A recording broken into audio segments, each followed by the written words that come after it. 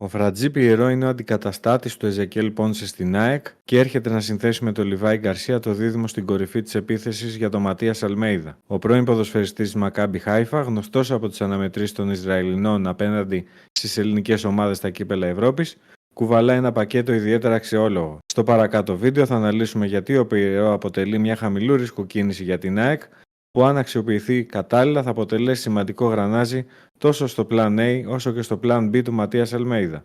Ready?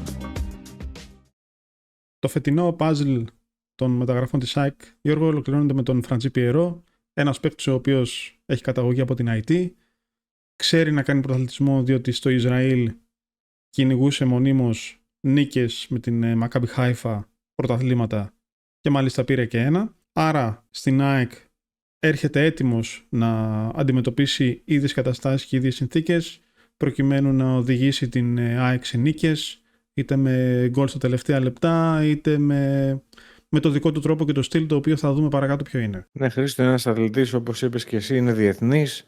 Έχει πολλά γκολ στην τελευταία τριετία. Ειδικά την τελευταία του χρονιά στη Μακάμπι Χάιφα έκανε και την καλύτερη σεζόν στην καριέρα του, σκοράροντας 24 τέρματα σε 46 αναμετρήσεις. Και είναι ένας αθλητής ο οποίος παίζει συνεχόμενα υψηλού επίπεδου παιχνίδια, με τη νίκη να είναι αυτός σκοπός, και ευρωπαϊκά κύπελα μέσα. Έχει παίξει και απέναντι στις ελληνικές ομάδες. Θα περάσουμε το zoom της υπόθεσης, που είναι βιντεάκια, να αναλύσουμε όλα τα κομμάτια του παιχνιδιού του Φραντζί Πιερό, το αμυντικό, το επιθετικό, το δημιουργικό αν έχει. Πριν όμως από όλα αυτά, ένα like και μια εγγραφή στο κανάλι και πάμε παρακάτω λοιπόν σε αυτά που πρέπει να πούμε. Θα ξεκινήσουμε με το επιθετικό κομμάτι του Πιερό, στο οποίο, όπως βλέπουμε και στην κάρτα, Γιώργο, έχει παραπάνω γκολ μέσο όρο από 6 goals. Πώς εξηγείται αυτό? Το σημαίνει ότι τις καλές τελικές τις τελειώνει.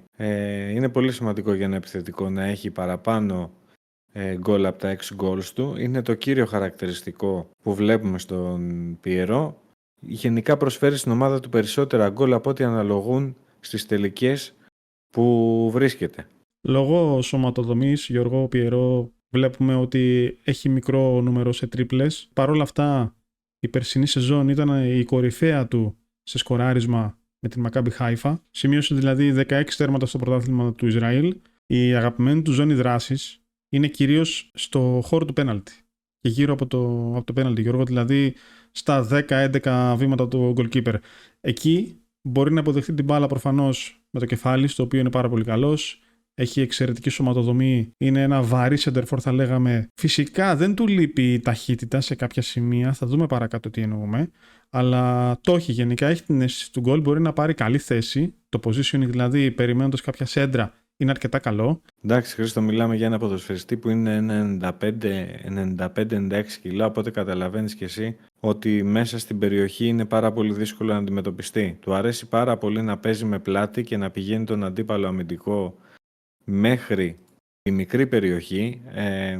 Τα τελειώματά του συχνά είναι μέσα από αυτό το σημείο και φυσικά λειτουργεί στην ομάδα που βρίσκεται, είτε είναι η εθνική του ομάδα είτε ήταν η Μακάμπι, ως κλασικός targetman. Οι συμπαίκτες του τον ψάχνουν συχνά με σέντρες, είτε αυτές είναι ψηλές είτε είναι χαμηλές, και όπως καταλαβαίνεις τα περισσότερα του γκολ είναι με το κεφάλι. Ένα ακόμα πάρα πολύ σημαντικό στοιχείο που προσφέρει ο Πιερό λόγω ύψους είναι, Χρήστο, στιμένες φάσεις. Ο Πιερό είναι ένας από τους πιο επικίνδυνους ποδοσφαιριστές, αρκετά συχνά μέσα στην αντίπαλη περιοχή και σε πολυκοσμία. Είναι αυτός που βγαίνει νικητής και σκοράρει από κόρνερ ή φάουλ. Αναφέρει στα στιμένα, προφανώς τα οποία η ΑΕΚ τα τελευταία 2 χρόνια είναι αρκετά δυνατή επί ημέρων Αλμέιδα. Σκοράρει συχνά είτε από κόρνερ είτε από εκτελέσεις φάουλ. Πλέον έχει και παίχτες που εκτελούν πολύ καλά στη μένα. Ήρθε ο Λαμέλα, είχε ήδη κι άλλους. Άρα σκέψου να του τη δώσεις όπως πρέπει στο ύψος που θέλει. Είναι πολύ σημαντικό, γιατί η παλιάμινα θα έχει μεγάλο πρόβλημα. Λόγω του μεγάλου του ύψους, ο Πιερό έχει τη δυνατότητα να εκμεταλλεύεται πάρα πολύ το ψηλό παιχνίδι. Μπορεί να κερδίζει, Γιώργο, μονομαχίες ακόμη και με 2 αντιπάλους στον αέρα. Μπορεί να απειλήσει συχνά κατά τη διάρκεια του 90 λεπτού και να κερδίσει κατά κράτος τους αντιπάλους του. Αυτό σημαίνει ότι θα πρέπει οι συμπαίκτες του να τον ψάχνουν αρκετά όταν βρίσκεται εντός αγωνιστικού χώρου, να εκμεταλλευτεί πλαγιοκοπήσεις από τους παίκτες του Αλμέιδα με Ελίασον, με όποιον τέλος πάντων υπάρχει στα άκρα και από αριστερά και από δεξιά με Κοϊτά. Κάτι το οποίο και από νούμερα, αν δούμε την κάρτα, κερδίζει γύρω στις 11 μονομαχίες. Αυτό σημαίνει ότι είτε είναι χαμηλά η μπάλα είτε είναι ψηλά, έχει μεγάλη πιθανότητα να κερδίσει. Το πρόβλημα στην ΑΕΚ, Χρήστο, όμως είναι ότι με τον νέο τρόπο παιχνιδιού που έχει βάλει ο Αλμέιδα φέτος, αυτό μοιάζει πιο πολύ με plan B και όχι με plan A. Στο plan A η ΑΕΚ βάζει την μπάλα κάτω και αν σκεφτείς ότι το Μπίλιο και το Ρώτα που είναι 2 back τους χρησιμοποιεί εσωτερικά, ενώ στις άκρες παίζει ο Κοϊτά αριστερά που έχει δεξί πόδι και δεξιά ο Άμπραμπαντ ή ο Ελίασον, δεν φαίνεται να υπάρχει τόσο μεγάλη ανάγκη ενός παίχτη στο αρχικό σχήμα που να έχει τα χαρακτηριστικά του Πιερό. Δηλαδή το μεγάλο πλεονέκτημα του Πιερό που είναι το ψηλό παιχνίδι, φαίνεται στο plan A του Αλμέιδα να μην είναι το κατάλληλο. Όλα, Γιάννη, οι παίκτες που είναι στις πλευρές σέντραραν με το κανονικό τους ποδί ή έχει να κάνει απλά με τον τρόπο παιχνιδιού που λες, με τα τριγωνάκια από τα πλάγια? Και με τον τρόπο παιχνιδιού, αλλά είναι πολύ σημαντικό να έχεις και ποδοσφαιριστές που μπορούν να σεντράρουν. Η ΑΕΚ πέρσι είχε τον Άμπραμπατ σε αυτό το ρόλο, αλλά θα δούμε παρακάτω πόσο Πιερό θα είναι ένας κομβικός παίκτης για το plan B της ΑΕΚ. Πέρα από το ψηλό παιχνίδι, Χρήστο, η δύναμη που έχει ο Πιερό είναι κύριο χαρακτηριστικό του. Αυτό τον κάνει να βγαίνει νικητής σε πάρα πολλές μονομαχίες με τους αντιπάλους του, τους οποίους συνηθίζει να βάζει πλάτη. Είναι χαρακτηριστικό ότι στις ομάδες που είναι συνεχώς πηγαίνει τα αντίπαλα στόπερ πολύ χαμηλά, σπρώχνοντάς τα, είναι πολύ δύσκολο να βγεις μπροστά του και τους βάζει ακόμα και μέσα στην μικρή τους περιοχή με πλάτη. Αυτό είναι ένα κύριο χαρακτηριστικό που δεν έχει να κάνει με το ψηλό παιχνίδι, αλλά με το ποδόσφαιρο εδάφους.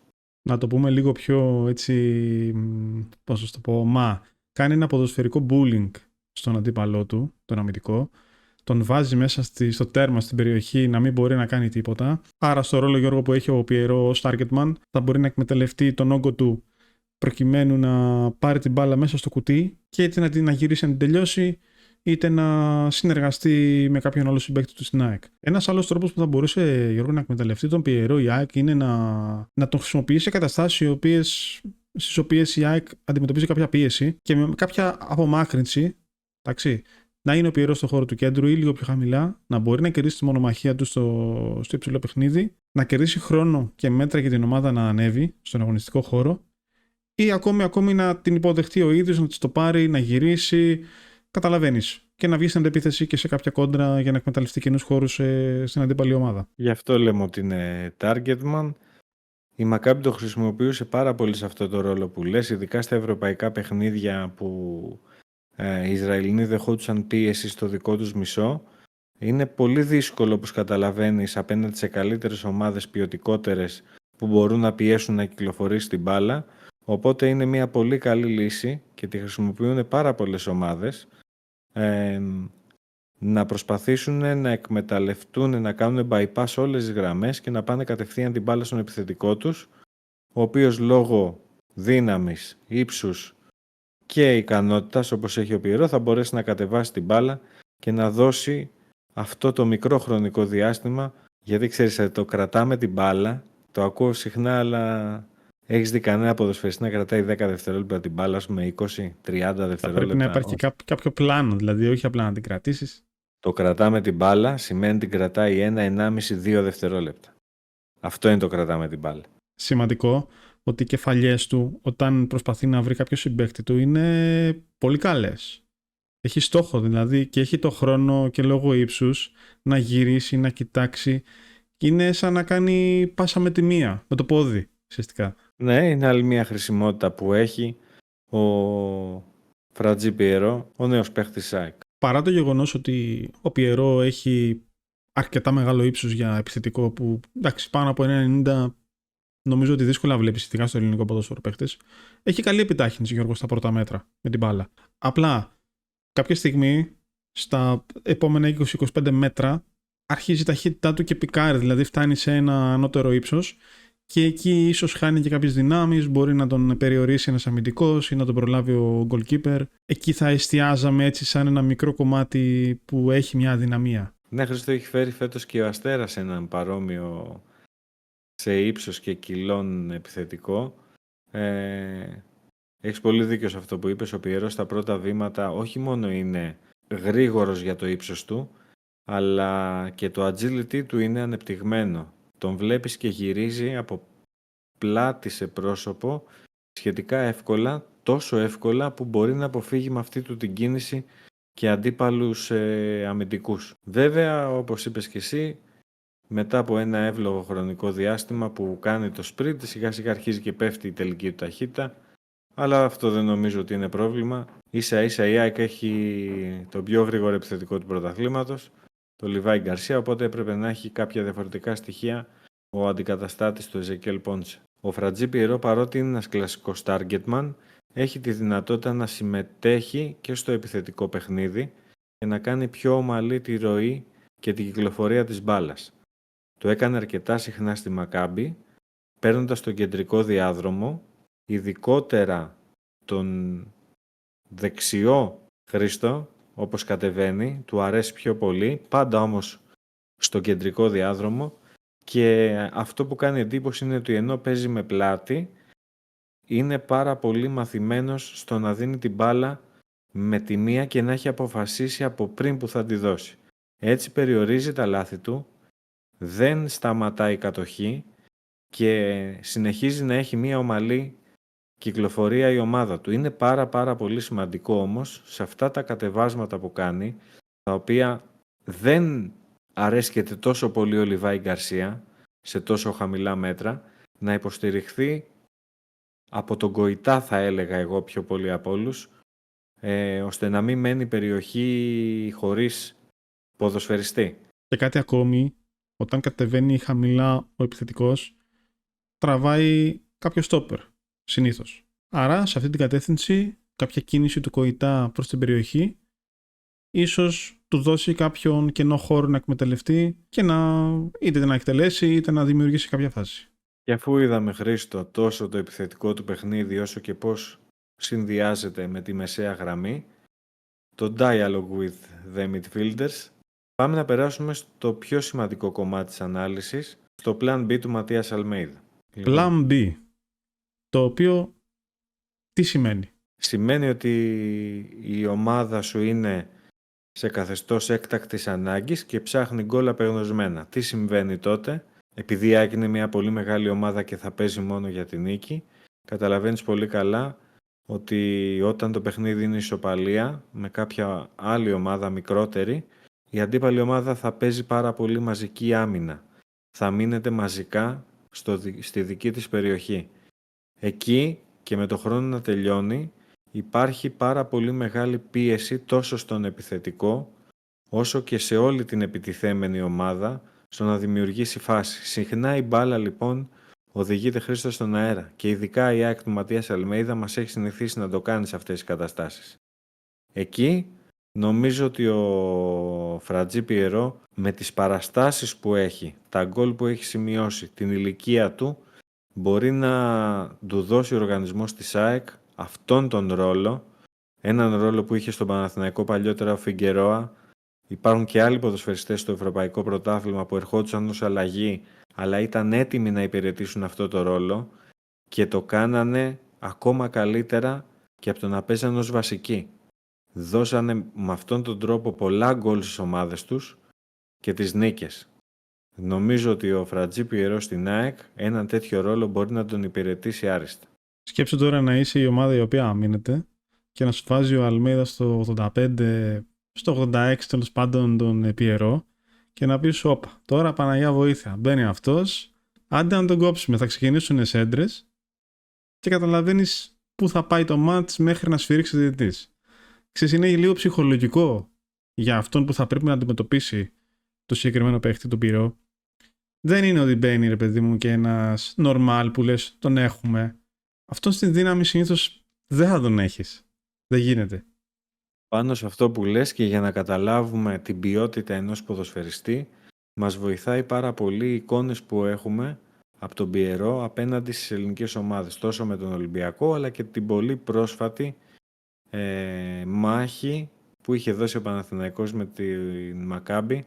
Στο πρώτο παιχνίδι στο Ισραήλ είχε περάσει αλλαγή. Στο δεύτερο όμως, το οποίο ήταν και ο λόγος που ο Παναθηναϊκός αποκλείστηκε από τη συνέχεια του Europa League καθώς έχασε στη Λεωφόρο από την Μακάμπι, τότε ο Πιερό είχε κάνει ποδοσφαιρικό bullying, Χρήστο, τόσο στο Γέτβαη όσο και στον Σέκεφελτ. Τους πήγαινε αυτό που είπες πριν εσύ, Καροτσάκη, και θυμάμαι να γίνεται και αυτό που αναφέραμε και πάλι, ότι ο Παναθηναϊκός πίεζε και η Μακάμπι έβρισκε τρόπο να επιτεθεί, πετώντας ουσιαστικά την μπάλα στον Πιερό, ο οποίος την κατέβαζε και ξεκίναγε έτσι με αυτόν τον τρόπο τις αντεπιθέσεις της η Μακάμπι στο γήπεδο της Λεωφόρου, που ήταν και ο λόγος που ο Ιβάν Γιοβάνοβιτς απολύθηκε στη συνέχεια από τον Παναθηναϊκό. Το θυμάσαι, φαντάζομαι. Ακόμη και σε περιπτώσεις που η μπάλα ήταν στο πλάι και δεν υπήρχε λόγος να την σηκώσουν στον αέρα, υπάρχει φάση η οποία παίχτης της Μακάμπι την πετάει απλά ψηλά γιατί είναι ο Πιερό μες στην περιοχή και ξέρει ότι θα πάρει την κεφαλιά και μπορεί να απειλήσει. Αναλύσαμε λοιπόν το επιθετικό του παιχνίδι, αναλύσαμε το League Cup Play, είδαμε και πώς μπορούν να το φέρουν οι φίλαθλοι σε εικόνα απέναντι σε Έλληνες ποδοσφαιριστές. Το κομμάτι που στερεί όμως, Χρήστο, στην ΑΕΚ του Ματίας Αλμέιδα είναι το αμυντικό. Για έκτακτες ανάγκες που λέμε ότι μπορεί στο τέλος να χρειαστεί να μπει 5-10 λεπτά να ξεκλειδώσει την αντίπαλη άμυνα, ίσως να μην χρειάζεται τόσο πολύ στο αμυντικό κομμάτι. Το να ξεκινήσει βασικός και να πρέπει να πιέσει, εκεί θα δυσκολευτεί λίγο να παρακολουθήσει την πίεση των υπολείπων. Εδώ έχει και ένα ρίσκο η κίνηση, όχι του Πιερό, του Φορ που έρχεται στο κομμάτι της πίεσης, γιατί ο Λιβάη Γκαρσία είναι επιρρεπής σε τραυματισμούς. Φαντάσου να χρειαστεί ο Πιερό να παίξει συνεχόμενα παιχνίδια. Η ΑΕΚ που πιέζει ψηλά, όχι όσο πριν 2 χρόνια, αλλά συνεχίζει να το κάνει, θα πρέπει να καλύψει την αδυναμία που είχε ο Πιερό στο pressing. Το πώς θα το κάνει θα δούμε και στα παιχνίδια που θα πρέπει να ξεκινήσει αυτός. Φυσικά, Γιώργο, θέλω να τονίσουμε έτσι τη βοήθεια που μπορεί να έχει στα αμυντικά στημένα. Δεν το αναφέραμε. Είπαμε μόνο για την επιθετική φάση ενός φάουλ, ενός κόρνερ. Αμυντικά, αν μη τι άλλο, η ΑΕΚ έχει και τον Βίντα, έχει και τον Μουκουντή, τώρα έχει και τον Πιερό και τον Λιβάη Γκαρσία, εγώ μπορώ να σου πω τέλος πάντων. Αλλά καταλαβαίνεις ότι σε αυτόν τον τομέα μπορεί να οπισθοχωρήσει. Είναι η ΑΕΚ 1-0 και είναι στο τέλος και πρέπει να αμυνθεί. Είναι πολύ σημαντικός ο Πιερό να μπορεί να βγει στο πρώτο δοκάρι ή να πάρει τον ψηλό της αντίπαλης ομάδας για να βγει η μπάλα την περιοχή. Αν σας άρεσε το βίντεο... Τι να άρεσε το βίντεο, κάρτα θα δείξουμε. Τι κάρτα? Κάρτα ατομικού scouting report δεν έχουμε να δείξουμε, θα δείξουμε. Για πάμε λίγο. Δεν ανέφερες τίποτα και λέω μάλλον θα το έχει ξεχάσει. Δεν ξεχνιούνται αυτά. Λοιπόν, έχουμε βάλει σε πλην στο φίλο μας τον Πιερό. Εντάξει, είναι μια πάρα πολύ καλή βαθμολογία. Καταλαβαίνουν όλοι ποια είναι τα προτερήματά του και ποια είναι τα μειονεκτήματά του. Μην ξεχνάμε ότι ο Πιερό έρχεται για την καταστάτηση του Εζεκίλ Πόντζε για δεύτερο σφόρ. Ο Λιβάη Γκαρσία είναι ο βασικός επιθετικός της ΑΕΚ. Οπότε εγώ θεωρώ, Χρήστο, ότι είναι μια πάρα πολύ έξυπνη επιλογή γιατί περιέχει και το plan B που αναφέραμε. Εντάξει, κρατάμε ένα μικρό καλάθι γιατί μπορεί στη συνέχεια της σεζόν να τον βλέπουμε και βασικό. Κανείς δεν ξέρει, διότι εντάξει, και ο Λιβάη ειδικά πέρσι είχε αρκετά προβληματάκια με τραυματισμούς και είδαμε τον Πόντσε στα περισσότερα μάτς να είναι ο βασικός φόρτη της ΑΕΚ και του Αλμέιδα. Αυτά τώρα νομίζω ότι μπορείς να συνεχίσεις γιατί σε έκοψα και ήμουν πολύ αγενής. Μείνετε συντονισμένοι στο κανάλι, θα ακολουθήσουν και άλλες αναλύσεις είτε ποδοσφαιριστών είτε αγώνων, ειδικά τώρα που έκλεισαν οι μεταγραφές. θα ασχοληθούμε ακόμα περισσότερο. Και επειδή ο Να είστε Γιώργος, όλοι καλά. και επειδή ο Γιώργος είναι και ξεχασιάρης, πλέον έχουμε και TikTok να μας ακολουθήσει ο κόσμος, θα βάλουμε το link. Ελάτε και από το Discord μια βόλτα, έχουμε παρεούλα εκεί, μιλάμε, λέμε τα δικά μας. Αυτά τα λέμε στο επόμενο βίντεο.